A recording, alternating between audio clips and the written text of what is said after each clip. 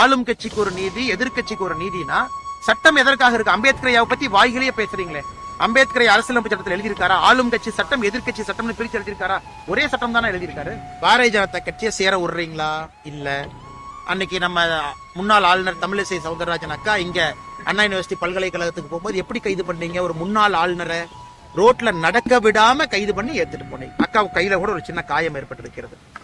அண்ணன் சீமான் அவங்களை எப்படி கைது பண்ணீங்க? அக்கா சௌமியா அன்புமணி ராமதாஸ் அக்காவை எப்படி கைது பண்ணீங்க?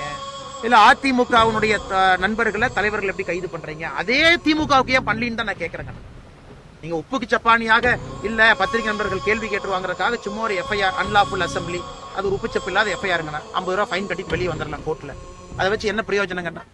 அதனால் நான் கேட்பது ஆளும் கட்சிக்கு ஒரு நீதி, எதிர்கட்சிக்கு ஒரு நீதினா சட்டம் எதற்காக இருக்கு? அம்பேத்கரையாவை பத்தி வாய்களையே பேசுறீங்களே. அம்பேத்கரை அரசியலமைப்பு சட்டத்தில் எழுதியிருக்காரா? ஆளும் கட்சி சட்டம், எதிர்கட்சி சட்டம்னு பிரிச்சு எழுதியிருக்காரா? ஒரே சட்டம் தானே எழுதியிருக்காரு.